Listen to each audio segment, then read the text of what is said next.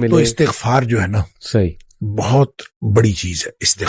استغفار کے بہت سارے کلمات حدیث کے اندر آئے. صحیح. ایک ہے استغفار رب اغفر لی وتب علی انک انت التواب الغفور. بہت شاندار استغفار ہے. قرآن مجید میں نہیں، یہ حدیث میں رب اغفر لی وتب علی انک انت التواب الغفور.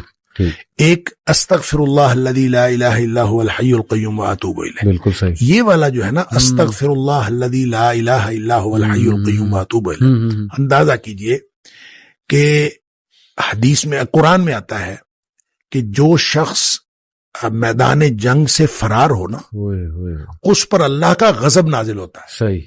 یعنی میدان جنگ سے، میدان جہاد سے جو شخص فرار ہو اس پر اللہ کا غضب نازل ہو. اس قدر اس نے بڑا جرم کیا. نبی کریم صلی اللہ علیہ وسلم فرماتے ہیں کہ جو شخص سوچ سمجھ کر 3 دفعہ یہ پڑھ لے استغفر اللہ الذی لا الہ الا هو الحی القیوم واتوب الیہ، 3 دفعہ سوچ سمجھ کے پڑھ لے، نبی پاک صلی اللہ علیہ وسلم نے فرمایا اللہ تعالیٰ اس کے سارے گناہ معاف کر دیتا ہے، چاہے وہ میدان جہاد سے فرار ہوا ہو. اللہ، اب اندازہ کریں پیچھے بات کیا رہ گئی.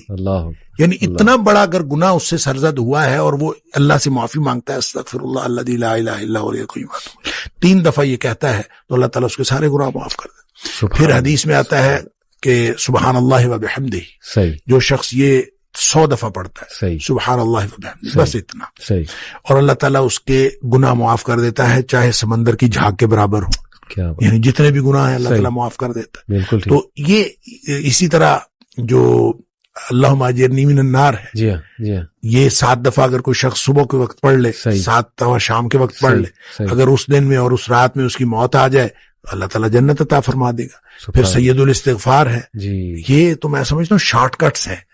تو سید الاستغفار 1 دفعہ پڑھ لے اللہم انت ربی لا الہ الا انت خلقتنی وانا عبدک وانا، تو یہ 7 دفعہ، یہ 1 دفعہ پڑھ لے.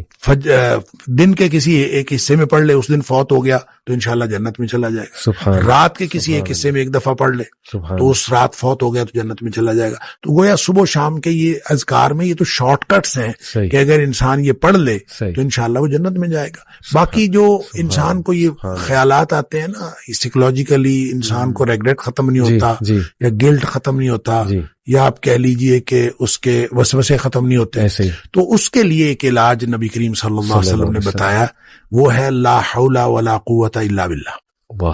بس اتنا. صحیح.